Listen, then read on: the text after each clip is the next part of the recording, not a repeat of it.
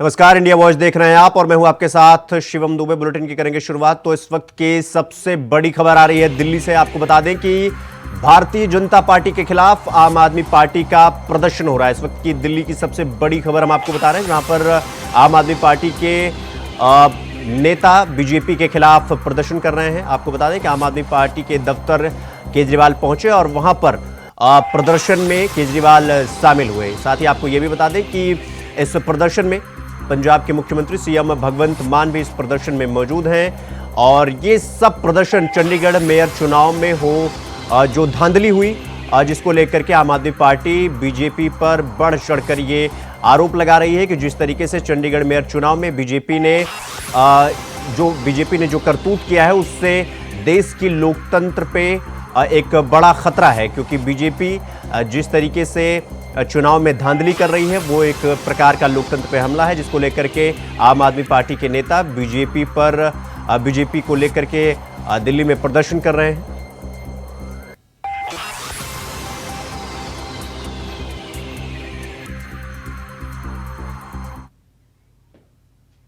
तो वहीं अगली खबर प्रयागराज से है। आपको बता दें कि इस वक्त की खबर प्रयागराज से बिग ब्रेकिंग ये है कि इलाहाबाद हाई कोर्ट ने ज्ञानवापी मामले पर सुनवाई की, जहां पर मस्जिद कमेटी को इलाहाबाद हाई कोर्ट से कोई राहत नहीं मिली। यानी कि जो लोअर कोर्ट का फैसला था उसी को जस का तस हाई कोर्ट ने रखा है और ब्याज तहखाने में पूजा पर रोक से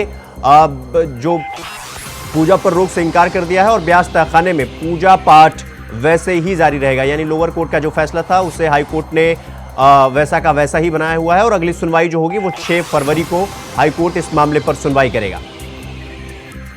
तो इस वक्त प्रयागराज से बड़ी खबर आ रही है, जहां आपको बता दें कि ब्याज तहखाने में पूजा पर रोक से इनकार कर दिया है हाई कोर्ट ने। और लोअर कोर्ट के फैसले का सम्मान करते हुए हाई कोर्ट ने कहा कि जो फैसला आया है वो जस का तस ही रहेगा और ब्याज तहखाने में पूजा पाठ जारी रहेगा। और इसको लेकर के अगली सुनवाई 6 तारीख को। इलाहाबाद हाईकोर्ट ज्ञानवापी मामले में बड़ी सुनवाई करते हुए मस्जिद कमेटी को हाईकोर्ट से किसी भी प्रकार की कोई राहत नहीं मिली है और लोअर कोर्ट के फैसले को जस को तस रखा है हाईकोर्ट ने। खबरों में आगे बढ़ेंगे। आपको बता दें कि लखनऊ में यूपी विधानसभा में समाजवादी पार्टी के सदस्यों ने हंगामा कर दिया, जहां महंगाई, बेरोजगारी, कानून व्यवस्था को लेकर नारेबाजी की जा रही है। तो वहीं यूपी विधानसभा जय श्री राम के नारों से गूंज उठी। आपको बता दें कि एनडीए विधायकों और मंत्रियों ने जय श्री राम के नारे लगाए। तो वहीं विधानसभा की कार्यवाही शुरू होते ही बीजेपी के सभी विधायक और मंत्री जय श्री राम का पटका डालकर सदन में पहुंचे।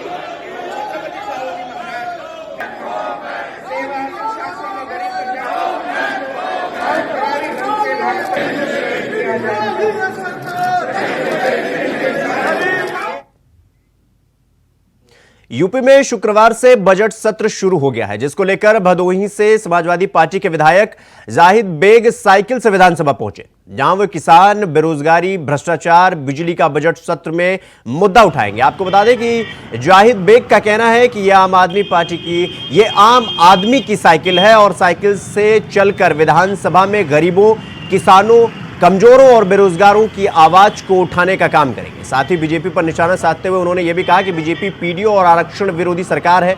योगी सरकार में भ्रष्टाचार चरम सीमा पर है। जिसके बाद उन्होंने कहा कि हमारा काम जनता की आवाज को विधानसभा तक पहुंचाना है, लेकिन सरकार चाहती है कि हम चुप रहें, लेकिन हम ऐसा कतई नहीं करेंगे।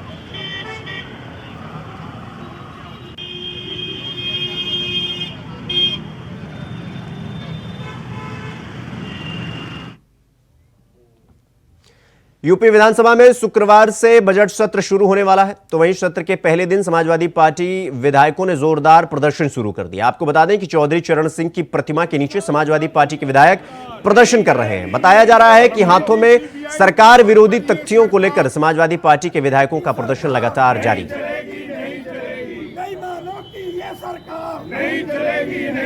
चेक कर लो दीपिका।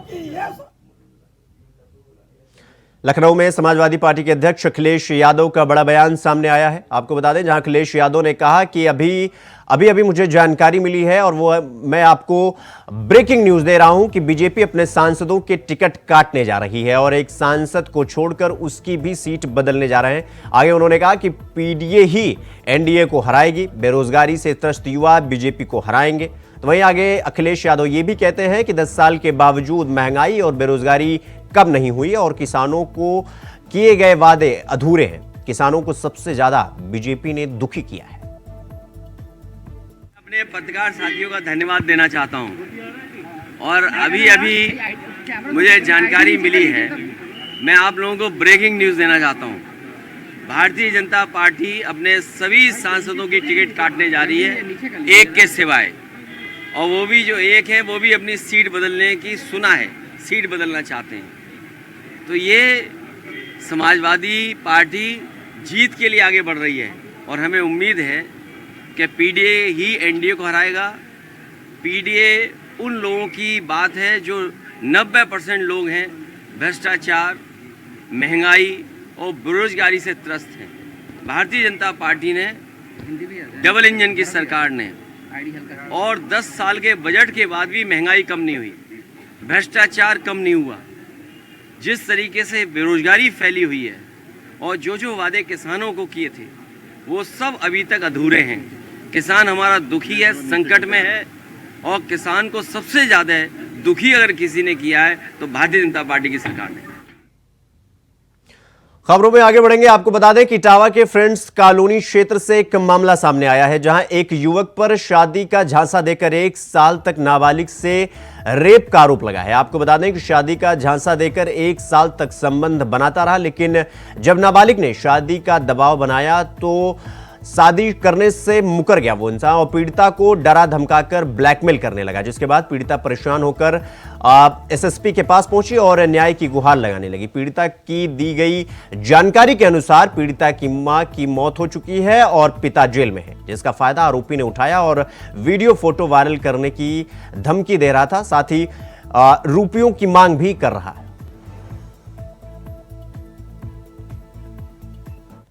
मैं कुनेरा की रहने वाली हूँ। एक लड़का था, वो मुझसे बात करता था, सौरभ नाम था उसका। वो यादव बन के मुझसे बात करता था और वो मेरे पास भी आता जाता रहा। 1-2 साल से हम लोग बात करते थे। वो मेरे पास आता जाता रहा, मेरे साथ सारे संबंध बनाए 6 महीने से। लेकिन सब कुछ करने के बाद में फिर 28 तारीख को मेरे पास आया, बोला अगर तुमने कुछ मेरे साथ नहीं किया गलत काम तो मैं मर जाऊँगा और मैं तेरी वीडियो है जो फोटो है मैं यहाँ भेज देंगे, वायरल कर देंगे, ये कर देंगे, वो कर देंगे। मुझसे बहुत बदतमीज बात करता है और फिर पहले ये मुझसे बोलता था कि मैं शादी करना चाहते हैं और अब ये मेरी जात का नहीं है। अब मुझे पता चला ये राजपूत है, अब मैं इसके साथ शादी नहीं कर पाऊंगी। यूपी के गोरखपुर सदर सीट से समाजवादी पार्टी ने एक बार फिर काजल निषाद को लोकसभा का उम्मीदवार बनाया है, जिसको लेकर इंडिया वॉइस के संवाददाता अवनीश मणि त्रिपाठी ने काजल निषाद से खास बातचीत की है। सुनिए सपा प्रत्याशी काजल निषाद ने क्या कुछ कहा। जागरूक कर रहे हैं, जागरूक तो है, ये है, जनता तैयार है।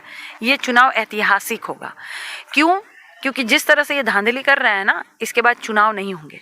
ये आखिरी चुनाव होगा, इसलिए दमदारी से जनता लड़ेगी, इनको जवाब देने का काम करेगी। अच्छा, वित्त मंत्री द्वारा जो है बिल पास किया गया है, तो कितना लाभ होगा? देखिए, बजट जो है वो ऐसा होना चाहिए जो विकास करे। विकास जो है वो जनता का होना चाहिए। ना यहाँ बजट विकास वाला है, ना जनता के लिए है, ना पीडीए के लिए है, ना पिछड़े दलितों के लिए है। बजट हमेशा ही जन विरोधी इनका होता है और जन विरोधी बजट करते करते इनको दशक पूरा हो गया। इन्होंने एक अच्छा खासा रिकॉर्ड कायम कर दिया है इस पर। ये जनता इनको जवाब देने का काम करेगी। जिस तरह से ये युवाओं के साथ खिलवाड़ कर रही है, महिलाओं के इज्जत के साथ खिलवाड़ कर रही है, आप देखेंगे प्रतिवर्ष सरकार जो है वो आवेदन नौकरियों के लिए लेती है ना, लेती है, उसके बाद परीक्षा नहीं होता है। परीक्षा होता भी है तो रिजल्ट नहीं घोषित करते हैं। रिजल्ट घोषित करते भी हैं तो भर्ती प्रक्रिया में भी ये कोर्ट कचहरी के कानून के माध्यम से वो प्रक्रिया को रोकने का काम करते हैं। और जैसे ही चुनाव आता है फिर से ये झांसा देकर शुरू कर देते हैं, अपना फार्म बेचना शुरू कर देते हैं। हर कोई राम की बात करेगा तो काम की बात कौन करेगा मेरे भाई? राम की बात तो हर कोई करता है, हम भी करते हैं, सदियों से नाम लेते थे। राम आज से है भैया? नहीं, सदियों से है भाई, सदियों से हम भी पूछते हैं। नहीं, हम भी कहते हैं रामाय राम भद्राय रामचंद्राय वेद से रघुनाथाय नाथाय सीताय पते नमः। हम भी कहते हैं मनोजवम मारुत तुल्य वेगम जितेंद्रियम बुद्धिमताम वरिष्ठम वातात्मजम वानरयुत मुख्यम श्री राम दूतम शरणम प्रबद्ध। हम भी कहते हैं। तो इसका क्या अर्थ होता है कि हम सिर्फ राम की ही बात करें तो काम की बात कौन करेगा? और दूसरी बात, मोदी जी भी कहले रहलन कि राम जी जो है वो निषादों के सखा है, मित्र है। तो राम जी निषादों के सखा है, उन निषादों का साथ देंगे। काहे कि हमारे दादा परदादा जो है वो हमेशा राम जी के नैया पार लगवले रहलन।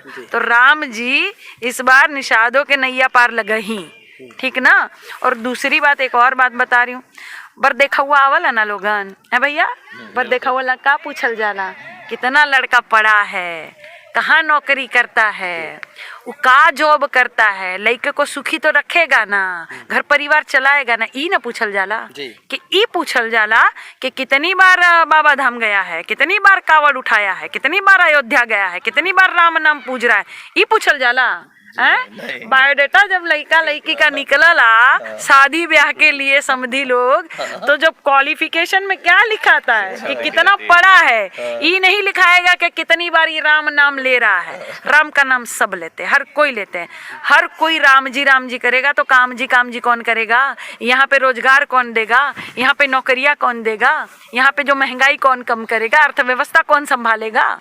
मुख्यमंत्री जी ने एक जनता दरबार खोला हुआ है जी। जनता जाती है, कोई सुनवाई तो होती नहीं है, ठीक है। दूसरी बात कि नॉर्मल ड्रेस में अधिकारी जो खड़े होते हैं तुरंत आपका कागज ले लेंगे। जनता दरबार में अगर कोई जाए भैया तुरंत कागज ले लेंगे, हाँ का बात तुहार केस बा, ठीक बा, चलो हो जाए, चलो काम हो जाए, चलो निकलो। और उनको मिलने भी नहीं देते। 15-20 लोग जाएंगे, कोई समस्या होगी गांव की, और दूसरी तरफ की 4-5 लोग जो सच में जानते हैं कि घटना क्या हुई है, 21 जन को जाने देंगे।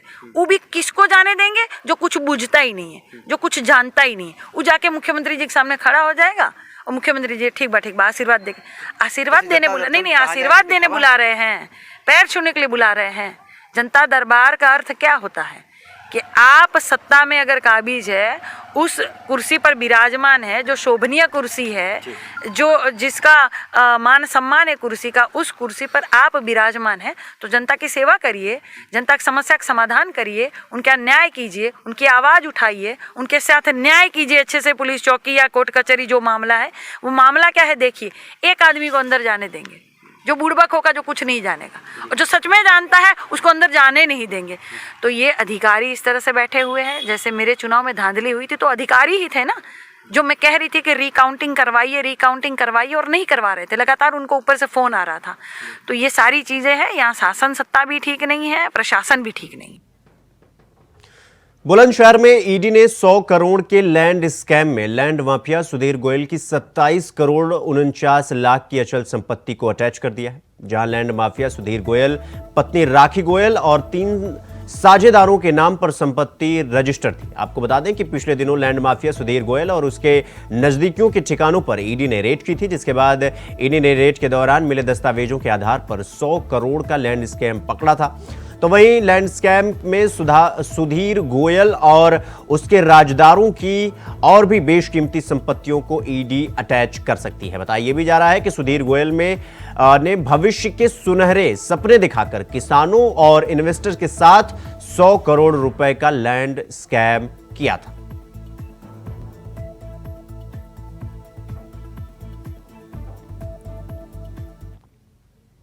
तो वहीं जौनपुर के शाहगंज कोतवाली क्षेत्र में पुराना चौक मोहल्ले में बीते गुरुवार की देर शाम बेखौफ बदमाशों की दबंगई देखने को मिली है। आपको बता दें कि बदमाशों ने स्वर्ण व्यापारी महेंद्र सेठ के घर पर धावा बोल दिया और नगदी सहित लाखों की ज्वेलरी की डकैती कर मौके से फरार हो गए। बताया यह भी जा रहा है कि बदमाशों ने स्वर्ण व्यापारी की पत्नी चाकू के बल पर बंधक बनाकर बड़ी आसानी से वारदात को अंजाम दिया और वहां से फरार हो गए। हालांकि घटना की जानकारी भी मिलते ही पुलिस लगातार मामले की जांच पड़ताल में जुट गई है। तो वहीं घटना के 24 घंटा बीत जाने के बाद भी पुलिस के हाथ कोई सुराग अभी तक नहीं लग पाया है और पीड़ित परिवार के साथ लोगों में दहशत का माहौल बना हुआ है। शुक्रवार को सोनार नरहरी सेना के राष्ट्रीय अध्यक्ष धर्मेंद्र कुमार वर्मा और सराफा एसोसिएशन की टीम ने पीड़ित परिवार से मुलाकात की। साथ ही घटना पर नाराजगी जताते हुए पुलिस को चेतावनी देते हुए कहा कि पीड़ित परिवार को जल्द से जल्द न्याय दिलाया जाए, वरना सोनार नरहरी सेना ने एक बड़ा आंदोलन करने के लिए हम बाध्य हो जाएंगे। 8 बजे के लमसम जौनपुर की जनपद के शाहगंज बाजार में श्री महेंद्र सेठ जी हैं। उनके घर में घुसकर कुछ 4-5 की संख्या में अज्ञात लोग डकैती, ये जौनपुर जनपद में बहुत ही शर्मनाक और पुलिस प्रशासन एकदम सुस्त, जिला प्रशासन, प्रदेश सरकार से मैं यही मांग करता हूं कि इस देश में एक जाति है सोनार, सिर्फ लात जूता लूटने के लिए पैदा हुआ है। उसके हक अधिकार सुरक्षा के लिए जिला प्रशासन के साथ साथ प्रदेश सरकार के पास कोई गाइडलाइन नहीं है। किससे सुरक्षा की मांग करें? और सूचना मिलने पर आज हम लोग सागंज आए हैं। हम लोग पीड़ित परिवार से मिलेंगे। आज जैसा कि आप सभी को सूचना हुई कि इस प्रकार की घटना सागंज में घटित हुई कल रात में महेंद्र सेठ जी के यहाँ, निश्चित ही कहीं ना कहीं प्रशासन का फेलियर है। और इस तरीके की तमाम कई घटनाएं लगभग 2-3 महीनों में लगभग 5-6 घटनाएं हो चुकी हैं और जिला प्रशासन, पुलिस प्रशासन कहीं ना कहीं अपनी नाकामी हर जगह साबित कर रहा है, जिससे जौनपुर सराफा एसोसिएशन के अध्यक्ष होने के नाते मैं इसकी बहुत ही घोर निंदा करता हूं और बहुत ही इसके खिलाफ मैं चाहता हूं कि अब अगर इस तरीके की घटनाएं नहीं रुकी तो हम लोग समस्त सराफा एसोसिएशन के पदाधिकारी और हमारे व्यवसायी धरना प्रदर्शन करेंगे, अपनी दुकानें बंद करेंगे। और अगर जब कोई इस प्रकार का और इस घटना का अगर जल्द से जल्द खुलासा नहीं हुआ तो हम सागंज से लेकर जौनपुर तक की सारी सोड़कार सराफों की दुकानों को बंद करेंगे। अगली खबर इटावा से है, जहां देवर ने अपनी भाभी की कुल्हाड़ी से गला काटकर हत्या कर दी। वहीं हत्या के बाद आरोपी मौके से फरार हो गया। घटना के पीछे पारिवारिक विवाद बताया जा रहा है। सूचना मिलते ही मौके पर पहुंचे प्रशासनिक अधिकारी तहरीर के आधार पर मुकदमा दर्ज कर जांच पड़ताल में जुट गए हैं। घटना थाना उसराहर क्षेत्र की बताई जा रही है।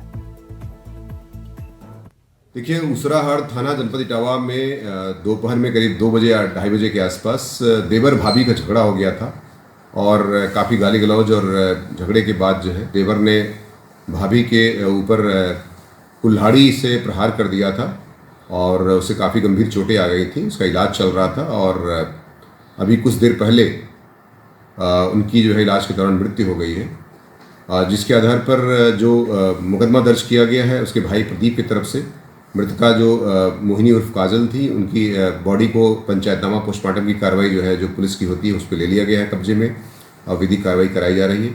बाकी उसके पति की तरफ से अभियोग दर्ज कर दिया गया है थाना उसराहर में और जो मुलजिम था, एक ही मुलजिम था उसमें रवि, जिसको जो है नियमानुसार गिरफ्तार कर लिया गया है तथा अन्य विधिक कार्रवाई संपादित की जा रही है। खबरों में आगे बढ़ेंगे। अगली खबर सिद्धार्थ नगर से है, जहां सिद्धार्थ नगर से एक वीडियो सोशल मीडिया पर तेजी से वायरल हो रहा है। आपको बता दें कि महोत्सव में अक्षरा को देखने के लिए भीड़ बेकाबू होती दिख रही है इस वीडियो में, जिसके बाद पुलिस को लाठीचार्ज करना पड़ता है। आपको बता दें कि 5 दिन का भोजपुरी अभिनेत्री अक्षरा सिंह का कार्यक्रम चल रहा था, जहां पुलिस भीड़ नहीं संभाल पाई और लाठीचार्ज करना पड़ा, जिसका वीडियो अब सोशल मीडिया पर तेजी से वायरल हो रहा है। बताया यह भी जा रहा है कि बीएसए ग्राउंड में 5 दिन का सिद्धार्थनगर महोत्सव का कार्यक्रम चल रहा था।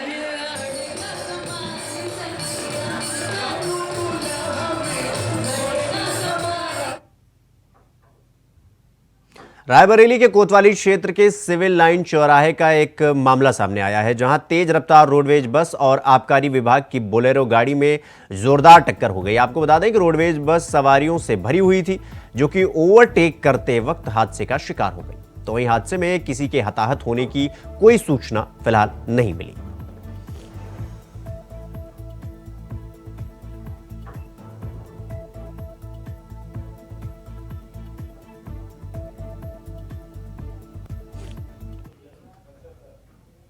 इटावा के नेशनल हाईवे बेरारी के पास एकाक्षरानंद आश्रम से खबर सामने आई है, जहां अवैध निर्माण होने पर तहसीलदार ने नोटिस चस्पा कर दिया है। आपको बता दें कि आश्रम के अवैध निर्माण को लेकर कई दिनों से विवाद चल रहा था, जिसको लेकर ग्रामीणों ने बताया कि आश्रम का अवैध तरीके से निर्माण कार्य किया जा रहा है।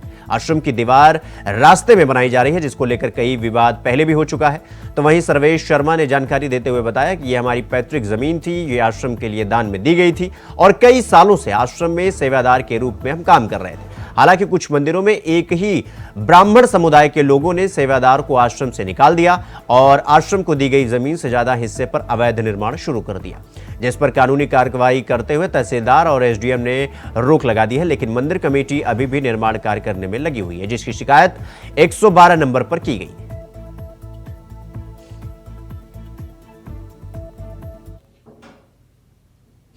तो वहीं करनाल के इंद्री के पंखोजरा गांव में रहने वाले जवान की मौत हो गई, जहां ड्यूटी के दौरान हार्ट अटैक आने से जवान की मौत हो गई, जिसके बाद जवान रजनीश के गांव पार्थिव शरीर पहुंचाया गया। आपको बता दें कि head constable Rajneesh CRPF Assam में तैनात था, जिसका राजकीय सम्मान के साथ अंतिम संस्कार किया जाएगा। आपको बताया भी जा रहा है कि रजनीश करीब 21 साल से सीआरपीएफ में सेवा दे रहे थे।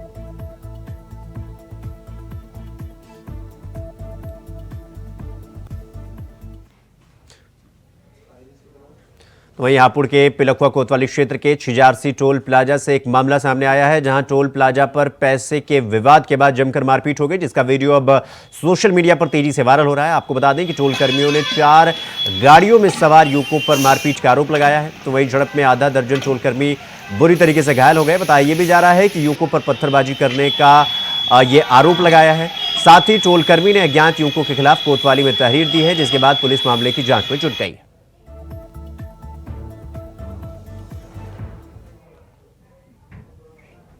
अगली खबर जौनपुर से है, जहां बदमाशों के हौसले बुलंद होते हुए दिख रहे हैं। आपको बता दें कि बेखौफ बदमाशों ने दुकान पर चढ़कर व्यापारी को गोली मार दी। तभी बदमाश को व्यापारी को गोली मारने का लाइव वीडियो सीसीटीवी कैमरे में कैद हो गया। साथ ही सोशल मीडिया पर भी तेजी से वायरल हो रहा है। वहीं गंभीर हालत में व्यापारी को अस्पताल में भर्ती कराया गया। सूचना मिलते ही मौके पर पहुंची पुलिस मामले की जांच पड़ताल में जुट गई है। मामला स्वरपतहा थाना क्षेत्र के पट्टी नरेंद्रपुर गांव का बताया जा रहा है।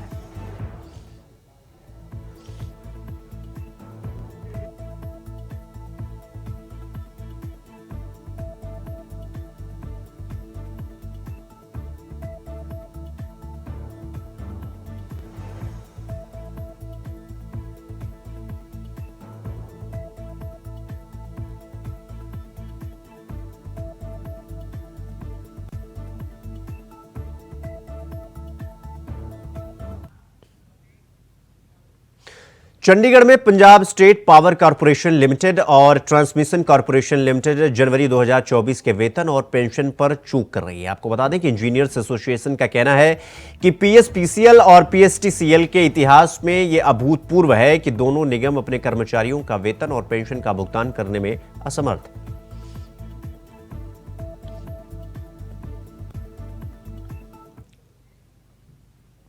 आज दिन दहाड़े गोंडा के नगर कोतवाली क्षेत्र के सबसे वीआईपी माने जाने वाले पंतनगर क्षेत्र में स्थित प्रथमा यूपी ग्रामीण बैंक में एक लुटेरे ने हंसिया के बल पर 8,53,000 रुपए की लूट को अंजाम दिया।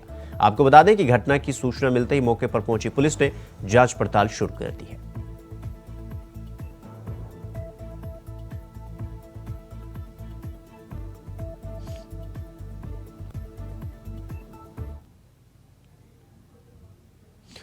अगली खबर मुरादाबाद से है, जहां टोल टैक्स पर 25 करोड़ रुपए बकाया होने पर कुर्की की कार्रवाई की गई है। आपको बता दें कि राजस्व टीम ने टोल टैक्स के 4 ऑफिस को सीज कर दिया है। इस दौरान राजस्व टीम ने कुर्की की कार्रवाई करते हुए नोटिस लगाए और साथ ही 1 माह बकाया जमा करने के लिए कहा गया।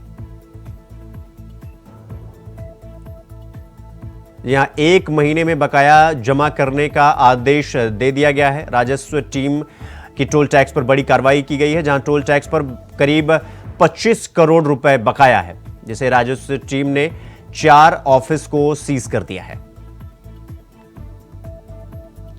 और 1 महीने में बकाया जमा करने का आदेश भी दिया गया है राजस्व टीम की तरफ से।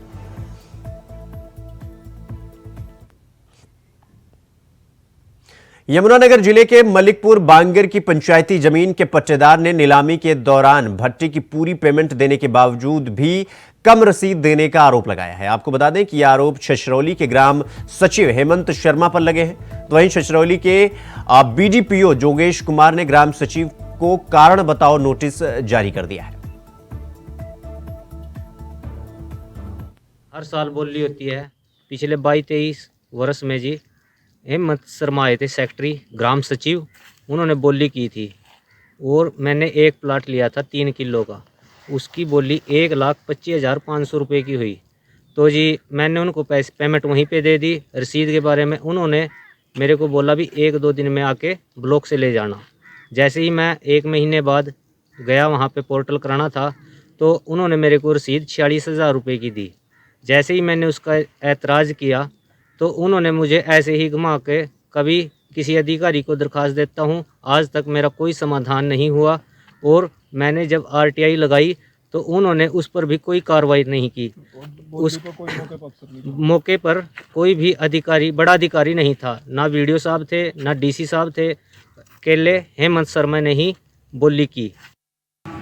देखिए, एक शिकायत प्राप्त हुई है अभी एक प्रार्थी मुस्लिम की, जिसमें जांच की जा रही है और ग्राम सचिव को शो कॉज नोटिस जारी किया गया है कि रिकॉर्ड सहित अपना 2 दिन के अंदर जवाब प्रस्तुत करें। जो भी रिकॉर्ड से बात निकल के आएगी नियमानुसार उसके विरुद्ध कार्रवाई की जाएगी अगर सही पाया जाता है। बुलेटिन में फिलहाल अभी के लिए बस इतना ही। देश दुनिया की तमाम खबरों को देखने के लिए देखते रहिए इंडिया वॉइस। नमस्कार।